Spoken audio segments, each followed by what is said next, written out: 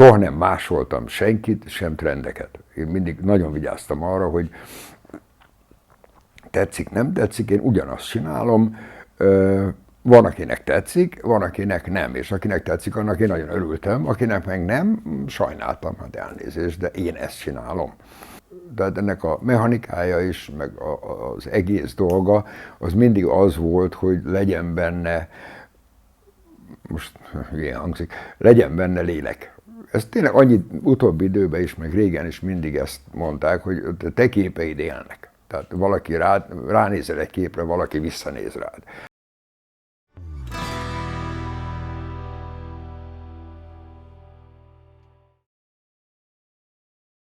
Hát mi lennék, ha felnőnék?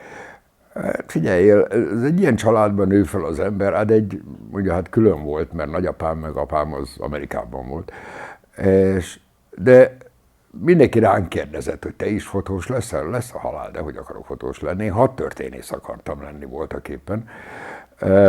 Ja, meg hát pilóta, de hát süket voltam, úgyhogy nem feleltem meg a célnak. De nem, nem, érdekes módon, mert ugye legtöbb kvázi szabadidőnket a nagyapáméknál töltöttem, és hát láttam azt a káoszt, ami ott van, tehát ez egy ilyen őrület volt. Úgyhogy mondom, minden, csak ezt nem. Meg a másik, hát ez nekünk ilyen, hogy mondjam, ilyen gyerekkori zseppénz dolog volt, tehát úgy kellett segíteni a sötét kamrába, vagy valami, és ez nekünk olyan játék volt annó. Most ezt vegyem komolyan, hát inkább nem. Tehát nem, sose terveztem, hogy fotós leszek, ez olyan véletlen lett. Hát ugye én a piaristákhoz jártam, meg amúgy sem voltunk szociálisan kiválasztott társaság, és hát abban az időben tök mindegy, hogy milyen érettségid volt, nem vettek fel az egyetemre, tehát automatikusan visszadobták a felvételit. És hát az első alkalommal ez úgy nem sikerült, nyilván, és hát úgy nem volt más elképzelésem. Mondom, én hadtörténész akarok lenni, kész, ennyi. És hát valamit csinálni kellett érettségi után, és hát mondok, hát jó van, hát akkor most pótcselekvés kép, vagy ehhez már úgyis értek egy kicsit, legyünk fényképészek, és akkor beiratkoztam a Práter utcába. És hát eltelt egy év, és én rájöttem, hogy történelemkönyveket olvashatok bármikor, de viszont ez egy jó buli. Én 18 éves koromban döntöttem el, tehát én nem az voltam, hogy rohangáztam egy pajtás fényképezőgéppel 6 éves koromban, de sose érdekelt annyira dolog. Hát, ebben volt némi lázadás is, mert anyám átment a plafonon, amikor meghallotta, hogy most már úgy döntöttem, hogy fényképész leszek, hogy nem, elég volt a családban mindenki, ne legyen fényképész. De nem. Érdekes módon, amikor már elkezdtem fotózni, és hát akkor ugye megvolt annak a varázsa, hogy apám kint van Amerikában. És hát ugye ő is fotós volt, és hát küldte ezeket a képeket, meg amiket ő csinált, meg stb. És mondom, hát ez a világ legjobb dolga. Meg hát ugye miután egy stúdióban dolgoztam, meg éltem, hát az ember úgy látott más dolgokat is. Meg hát tényleg nagyapám az egy zseni volt, tehát most függetlenül mindentől. És meg volt még egy barátja, azt sose felejtem el, a Demeter Károlynak hívták. Magyarországon nem jegyzett, de a 20-as években a Foli Berzsének volt a házi fotósa, tehát zseni volt az öreg, és imádtuk, mert a nagyapám egy kicsit diktatórikus volt. És jött Döme bácsi, és az Márton maga egy barom, és mindenki lefagyott. Jézus, most mi lesz? És az öreg nem szólt egy szót sem, úgyhogy Döme bácsi nagyon fontos ember lehet.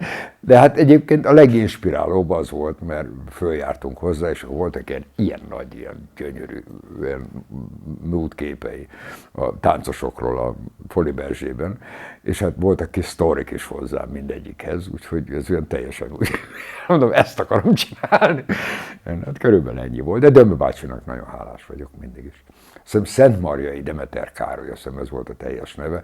Itt nem is jegyzik, jót röhögtem, mert most valamelyik ilyen kiáltó központban a magyar aktfotográfusok, vagy milyen kiállítás fut most éppen, hát Az öreg az nyilván be sincs említve, de hát én már semmi nem csodálkozok. Hát most ilyen családi szappanoperákról beszélni, az nem egy legegyszerűbb dolog. Sajnálatos módon ugye apám és anyám elváltak, amikor 3 éves voltam, tehát én majdhogy nem 15 éves koromig csak egy fantázia volt róla, tehát én nem is láttam. 56-ban láttam utoljára, amikor lejöttek meglátogatni, meg kivették a mandulámat. És akkor bejött a kórházba, és a következő, kaptunk egy levelet, hogy Amerikában vagyunk. És voltaképpen utána egy ilyen fantáziavilág volt, és miután ugye én is úgy döntöttem, hogy fotós lettem, ez rettentően inspirált engem.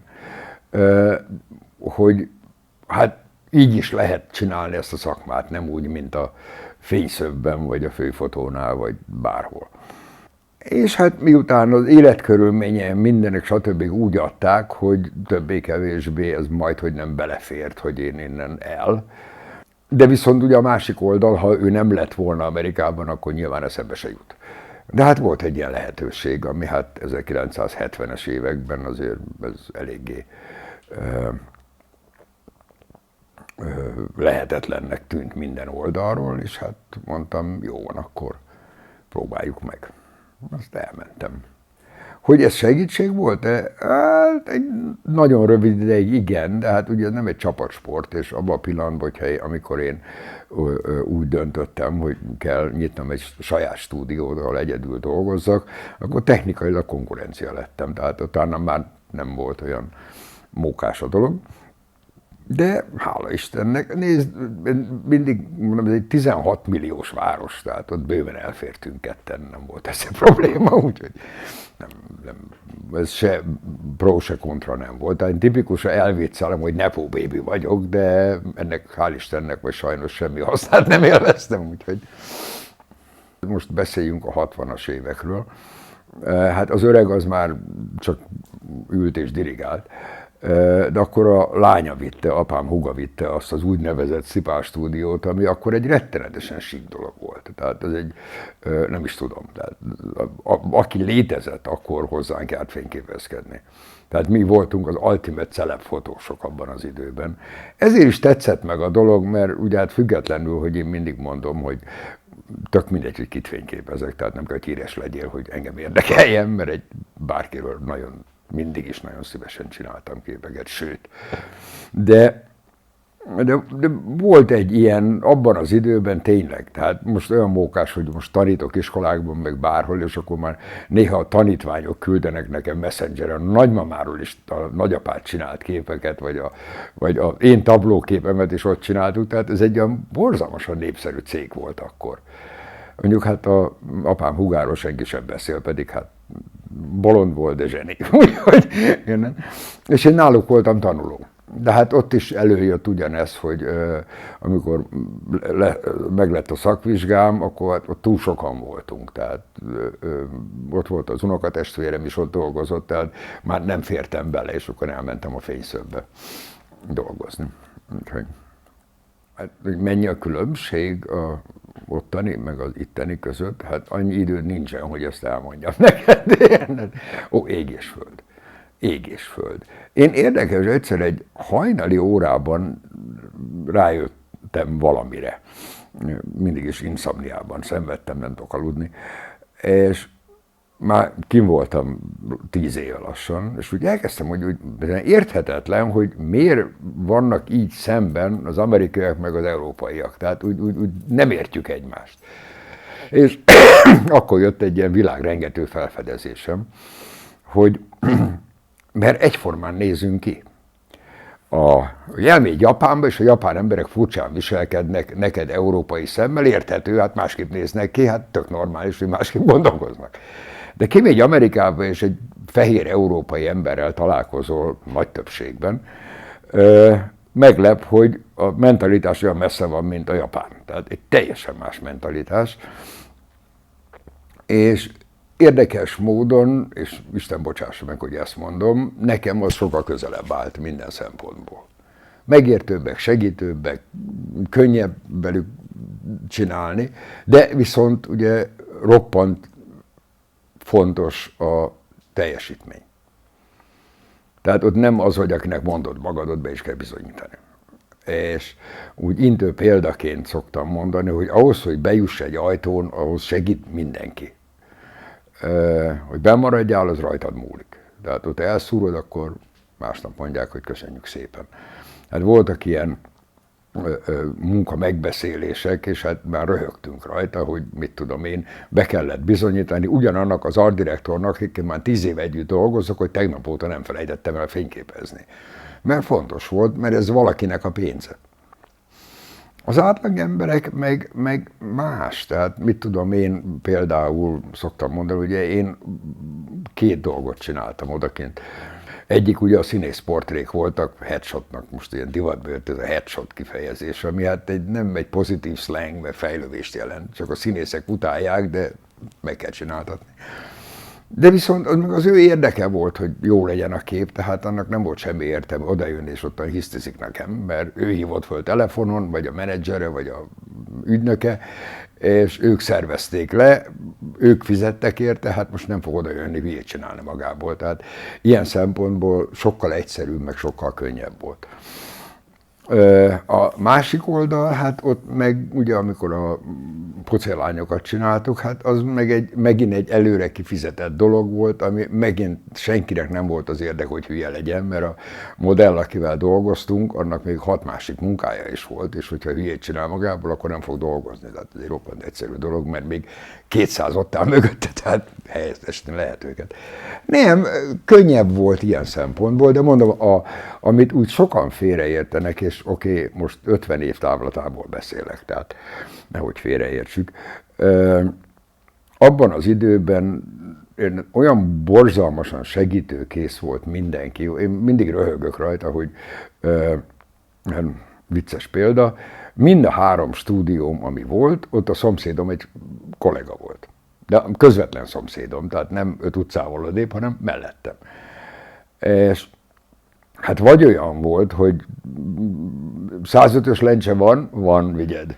Létra, azt is viheted. Ventilátor, vigyed. Vagy átmentem a szomszédba, azok a penthouse-nak voltak a fotósra, mondom, gyerekek, kaptam egy melót, és gőzöm nincs, hogy kell megcsinálni. Ülj le, elmagyarázom. Ilyen furcsa dolog volt. Nem, más mentalitás, nagyon más mentalitás. Tényleg annyira meglepett pont ez engem, ez a rettenetes közvetlenség. Na most megint, ez nem most vallásháború meg mindig, nem erről van szó. Most már egy kicsikét az is meg van bolondulva, de abban az időben, hát gondolkozz bele, a legnagyobb rock and roll show idejében voltunk ott, tehát én 75-ben mentem ki, de hát ez kezdődött a 70-es évek elején, a 90-es évekig.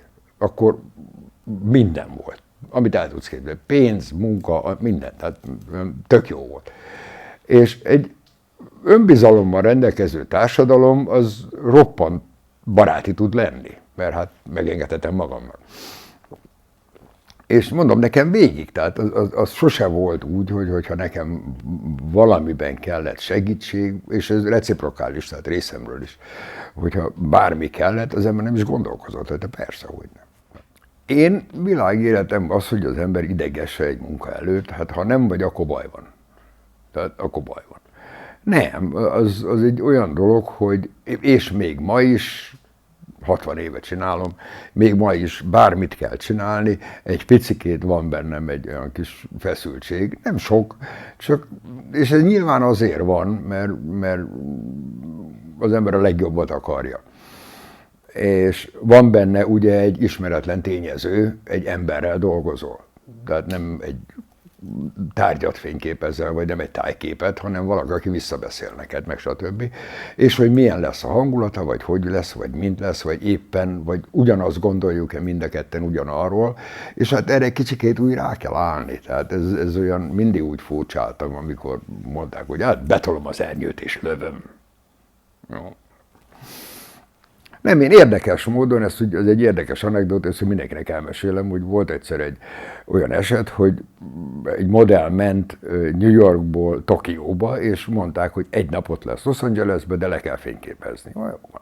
Aztán van egy kis baj, mondom, és micsoda? Szóval január 1-e. Ó, mondom. Én nem vagyok egy szilveszterezős típus, de hát tipikus, ez volt életem egyik legjobb szilvesztere. Úgyhogy én hát nem akarom elmondani, hogy minek a hatása, meg hogy, meg merre, meg meddig, de hát reggel 7-kor úgy rúgtak ki a boliból, hogy menjél dolgozni. És befejeztük a munkát, jött a lány, meg minden, lefényképeztem, és amikor elment, hogyha megkérdezted volna tőlem, hogy szőke volt, fekete, barna, vagy egyáltalán hogy nézett ki, fogalmam nem volt róla. Az egészre nem emlékeztem, és mondta, úristen, mi lesz, hogyha előhívják a filmeket? Egy hiba nem volt benne. Akkor lettem ideges. Mondok, ezt ilyen autopiloton így meg tudom csinálni, akkor baj van. Ennek nem így kéne lenni. De sikerült. Hát lehet, hogy mázlim volt, és az Istenek figyeltek rám 2 percig, tudod, de nem, az egy fontos dolog, ha az ember kicsit drogban van, az kell. Meg motiválja az ember. Tehát, hogyha nem vagy ideges, és most nem azt mondom, hogy ülsz és szakad a víz rólad, és kapaszkodsz a széklábában, nem erről van szó, de egy olyan kicsi olyan feszültség van benne, de ez azért van, mert jól akarod csinálni, és nem akarod elrontani. És nem az, hogy félünk a kudarctól, hanem nem akarom elrontani.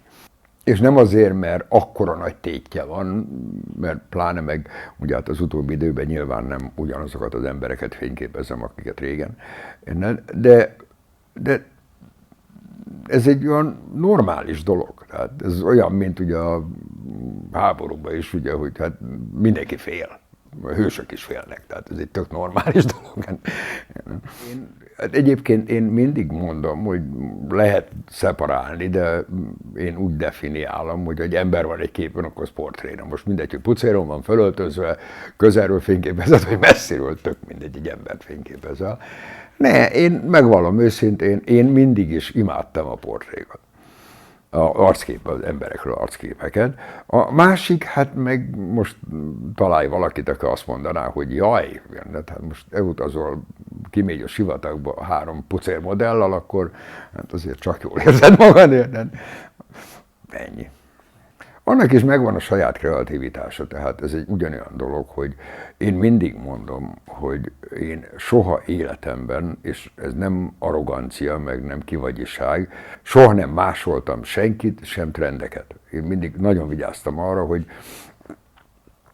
tetszik, nem tetszik, én ugyanazt csinálom, van, akinek tetszik, van, akinek nem, és akinek tetszik, annak én nagyon örültem, akinek meg nem, sajnáltam, hát elnézést, de én ezt csinálom.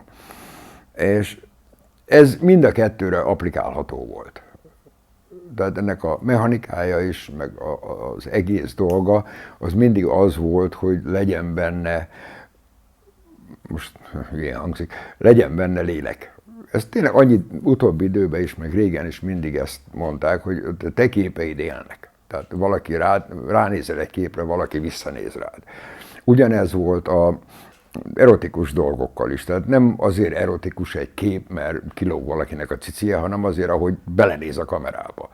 És én valahogy ezt mindig úgy sikerült elérnem azzal, hogy ez legyen. Az, hogy mellesleg nincs rajtad ruha, meg szép feneked van, ez egy másik dolog, de mindenki azt vette észre, hogy az arcuk a modelleknek olyan klassz rajta. Hát mindig mondtam, hogy köszönöm szépen, ez volt a célom, mert hát most mindegy, hogy ilyen közelre mégy, vagy messzebbről, a cél ugyanaz, hogy a modell éljen a képen. Mindig előjönnek ezek a rettenetes ilyen doomsday emberek, hogy most vége a világnak, mert itt az AI. Digitálisnál ugyanez volt. Az, hogy ez változásokat fog hozni, az egy dolog. Tehát én mindig mondtam, hogy ugye nyilvánvalóan mi jól kiszúrtunk a festőkkel, mert elvettük a munkájukat. Ez nem azt jelenti, hogy a festészet megszűnt, hanem a festészet változott.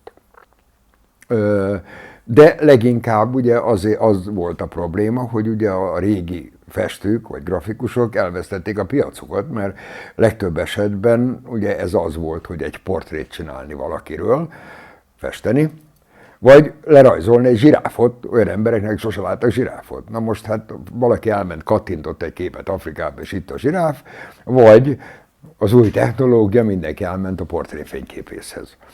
Elvesztették a piacnak egy részét. Aztán itt jött elő, hogy elkezdtek kicsit szerényebben élni, meg nem volt akkora bevételük, de ugyanakkor, aki tudott alkalmazkodni, az sikeres volt. Jött a digitális, most mindenki ugyanezt csinálta, hogy jaj, vége a fotózásnak, mert boldog-boldogtalan fényképezni tud. Aztán jött a mobiltelefon, ott is vége mindennek, mert a mobiltelefon. Igen, de ezek olyan nis dolgok. Tehát amit beszéltünk személyesen is az előbb, hogy egy mobiltelefonnal rengeteg jó képet lehet csinálni, de nem fogja helyettesíteni azt, ami. Az AI-nak is megvannak a dolgai, amik mint szerszám tök jó. Tehát most itt a könyvem például, ez egy mozdult életlen kép, azért szerettem. Most valaki áttolta AI-ba, hirtelen színes lett és borotva éles. Hát erre jó, ez egy szerszám. Tehát ugye egy véletlen képet ki kell javítani, meg kell csinálni. Erre tökéletes. Mint a Photoshop is jobb, mint retusálni kézzel, meg zsillettpengével. Az AI az bizonyos dolgokra nagyon jó lesz. Lehet, hogy divatkatalógusokat nem fognak már fotósok csinálni, mert reklámozzák is, küldj el egy portrét a modellről, meg egy válfán a ruhát, és majd mi berakjuk a sivatagba. Oké. De lesznek dolgok, amiket le kell fényképezni. Azt viszont nem befolyásolja. Ez csak egy szerszám, de nem kell félni egy szerszámtól. Hát ezért jöttem haza. Tehát nekem körülbelül olyan 10 évig tartott az, hogy bevalljam saját magamnak, hogy miért jöttem haza. Én olyan borzalmasan kiégtem, hogy az hihetetlen. És ez hülyeség, hogy az ember arról panaszkodik, hogy sokat dolgozik. De ugye van egy ilyen vicc, hogy reinvent yourself, tehát hogy találd fel újra magad. Aztán amikor már annyiszor föltaláltad magad, hogy visszajutottál a kezdethez, akkor már kezdesz rájönni, hogy miért csinálom én ezt magammal. És meg maga a biznisz is rengeteget változott, tehát, és nem a jó irányba. Tehát előjöttek ügynökségek, meg egyebek, amikkel már nem akartál annyira tárgyalni, mert nem voltak jó fejek, meg úgy nem érezte az ember magát, és nem abba hagyni akartam, hanem helyet változtatni.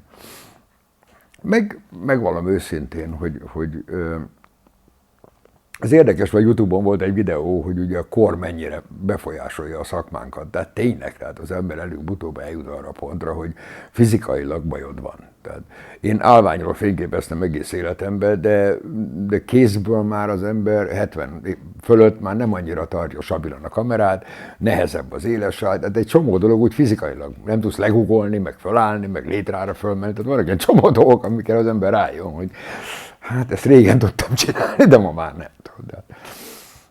Hát erre van egy nagyszerű amerikai mondás, hogy a siker, ha megjössz a Hobbitból. Ez takar mindent. Tehát abban a pillanatban, ugye sokan félreértik, majd a híresség, meg ez, meg az jön-megy, az 2 percig tart, ennyi. És ha már dolgozni kell rajta, hogy föntartsd a hírnevedet, akkor, vagy a hírhedségedet, akkor már felesleges. De az, hogy abból élsz meg, amit egyébként hobbiból csinálnál, akkor az egész életdolgod megváltozik. Tehát úgy vicceltünk még, ez még kint volt egy ilyen, hogy már akkor is 50 felett voltam, mondom, gyerekek, ez olyan furi, én még soha életemben nem voltam egy striptease bárban. És többen röhögtek, neked minek oda menni? Hát no, ez az. Tehát nincs értelme. De sose voltam. Tehát, vagy mit tudom én, fizetett munka, tehát elmégy locationra fényképezni valami gyönyörű helyre, hál' Istennek, ugye ilyen is előfordult az életemben, Ausztráliától Majorkáig, meg Németország, meg a sivatag Amerikában.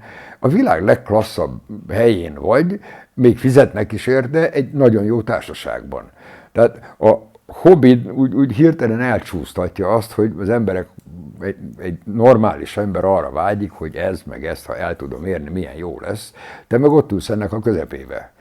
És nem akarsz új hobbit keresni. Tehát ez mindig erről szól. Tehát ha azt csinálod, amit a legjobban szeretsz az életbe, akkor ez sose probléma. És akkor nem számít, hogy mennyi pénzt keresel, meg mit tudom én, mert jól érzem. Én minden nap, mondtam is mindig, hogy olyan stúdió volt, amiben benne laktam. És fönn volt egy galéria, ott volt a sötétkamra, meg a lakóterület, és lenn volt a stúdió. És én minden reggel úgy jöttem le a lépcsőn, hogy milyen jó napom lesz, mert eltöltök 2-3 órát valakivel, akivel jól eldomálunk, aztán hát mellesleg csinálunk egy pár képet, és ez körülbelül így ment. Ja, hát ez az a Madonna dolog volt, ami hát mondom, ez nem lett volna egy nagy dolog, mert hát akkor még nem volt annyira híres, mert akkor kezdett híres lenni. És tehát nem úgy éreztem, hogy most, ha Istenem, most arkangyalul a vállamon, tehát ez csak egy másik munka volt, kifizették azt ennyit, nem foglalkoztam. Meg különösen nem voltam még rajongója sem. Ez a másik, amit az elején is mondtam neked, hogy a profizmus az nem szaktudás, az hozzáállás kérdése. És a hozzáállásban az is benne van, hogy engem azért fizetnek, hogy ezt csináljam. A másik abban inkább, megmondom őszintén, az volt, nem volt az olyan rossz, hogy mindenki túl dramatizálja a dolgot. Nyilván nem volt egy rendkívül megnyerő személyiség, de ott nem az volt a baj, hanem az, hogy ott voltál egy mozi stúdió kellős közepén, ahol brutál jó képeket lehetett volna csinálni, ha hagyják. És ez rettentően frusztráló volt, hogy 10 perc van rá, és ennyi, utána csináljuk a többi dolgot.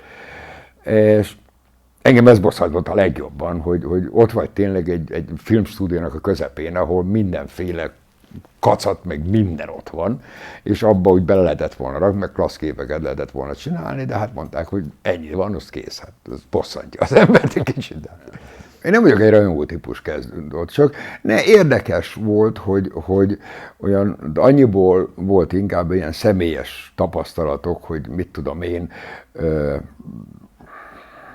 fiatal koromban vettünk ilyen, meg apám küldött lemezeket, amiket hát itt nyilván nem lehetett kapni, és hát anyám nem volt nagy híve ennek a műfajnak, az a rock and roll meg egyebek, de volt egy album, amit viszont ebből egy számot azt lehet hallgatni, mikor ő otthon van. Jó van. Ez egy Lovin' Spoonful nevű zenekar volt, aminek a John Sebastian nevű srác volt a főnöke, és egyik vacsorán összefutottam vele, és ott tök meglepődtem, aztán kedvesen elbeszélgettünk, és eltelik egy pár év, és egyszer csak az öccse hív föl telefonon, és ő meg kiderült, ő írt azt a számot, amit anyám hagyott zenélni. Tehát, de mondom, nem. Mókás volt, mert mondom, tehát ott élsz ebben a környezetben, akkor másképp látod. Tehát az, hogy kimegy, én mondjuk, hát mi ezen a Sunset Boulevard nevű helyen volt a stúdiónk, és hát ott volt mellette a Whiskey a Go-Go, a Rainbow, meg az összes ilyen hely. Tehát, hogyha zenebolond vagy, mint ahogy mindannyian voltunk, hát bementél oda, és ott ült melletted valaki, aki most fizettél egy vagyont a koncertjéért. Tehát ez egy olyan más világ volt, meg mit tudom én. Tehát az ember nem, de mondom, hogy más volt a rajongás dolog, nem, hogy kiesik ebből nagyon hamar. Megmondom őszintén, ennek az az érdekessége, hogy az érdekes, ez már valamelyik régi római is azt mondta, hogy vigyázzunk arra, hogy találkozzunk azzal, akire rajongunk, mert nagyon csalódni fogunk benne. Ami voltak éppen a mi bajunk, mert ő már ne haragudj, de nem neki kell nekem megfelelni. Tehát azért, mert nem olyan, mint én elképzeltem, az nem az ő hibája. De ha az ember nem olyan, akkor megmondom, tehát ez azért volt más, mert ott nem volt ez egy nagy dolog, hogy most belefutottál valakibe, mert ott állt melletted a közértbe. Tehát sose felejtem el, volt mellettünk egy ilyen, ahol laktam, volt egy bolt, ami éjjel-nappal nyitva volt. Ez egy tök normális volt, hogy lementünk, és egyszer tényleg úgy megfordultam, hogy Jézus, a David Bowie meg a felesége ott állt mögöttem ugyanúgy egy üveg vodkával a kezünkbe, 10 perccel 2 előtt, mert ugye 2-kor bezárják, ahogy hívják ott az alkoholszegrényt, mindenki rohant az utolsó percben venni alkoholt. Tehát észre se vetted, tehát nem volt olyan furi dolog. A legkedvencebb, azt sose felejtem el, hát azon halálra lefagytunk. Kimentünk Disneylandbe. És hát ott ugye elég csalóka, mert ugye olyan így vannak a korlátok, tehát kívülről úgy látszik, hogy 5-en állnak sorba, aztán mire odaérsz, 400-an vannak előtted. És nem tudom, milyen kánikula volt, valami 600 fok. Állunk ott a sorba, szakad a víz rólunk, és úgy nézelődök körbe-körbe, és úgy hátrafordultam, nem. Megint hátrafordultam. Ott volt Marcello Mastroianni, Catherine Deneuve a feleség, és egy gyerek a karjukon, akik hát világsztárok voltak, és ott izzadtak a többi 300 ember a sorban. Fel se tűnt. senki nem vette észre őket. Tehát olyan furi volt. De mondom, más a perceptionod ebből. Nem tűnik fel annyira. Tehát voltak ilyen, annyi hülye jelenet volt, érted, hogy nem is tudom, hát az egyik legaranyosabb, mellettünk volt egy ilyen kis fotós üzlet, amiben ilyen filmhívásokat még ilyenek voltak, és a Pierce Brosnan, a színész, bemegy, kijön, és ott állt egy barna Toyota Corolla. Beleül, és nem indul el az autó. Szenved szegény, aztán kiszáll, mögötte állt egy ugyanolyan barna Toyota Corolla, összecserélt a két autót. De mondom, ilyenek naponta voltak, úgyhogy kínáltál a járdán. Mondjuk az hamar megszűnik ez a rajongás dolog. Mire vagyok a legbüszkébb? Egy túléltem. De túlélni a 60-as, 70-es éveket nem volt egy egyszerű dolog. Nézd, egy csomó, épp most úgy érdekes, hogy kijött ez a könyv, amire egyébként nagyon büszke vagyok, már csak azért is, mert egy nagyon kedves barátom segített megcsinálni, és mondta, hogy megérdemled. Hát mondjuk ő volt a gondolat mögötte, meg a financiális része is. És mondom tényleg, hogy túléltem, a másik pedig a alapkudarcok, hogy nem sikerült gyereket csinálni magamnak, vagy nincs gyerekem, ami borzalmasan zavar. De a többi, ez egy olyan tökéletesen jó folyamat volt, amit a régi filozófusok, meg régi okos emberek úgy mindig mondtak, hogy úgy hogy megy végig az életen. És én rettentően büszke vagyok arra, hogy én mindig azt mondtam, hogy mi azért létezünk, hogy információt szerezzünk, és információt adjunk tovább. És mellesleg, hát érezzék jól magukat az emberek körülötted. És én remélem, hogy ez mind a három úgy megvalósult nekem, mert nekem nagyon örültek az emberek, amikor befejeztünk egy fotózást, és mindig mondták, hogy engem nem érdekel, jó lett vagy rossz a kép, de eszméletlen jó 2 órát töltöttem el veled. Ez volt az egyik, másik, meg borzalmas élményekkel töltöttem el ezt az elmúlt nem tudom hány évet. És erre az embernek büszkének kell lenni, nincs ezzel baj.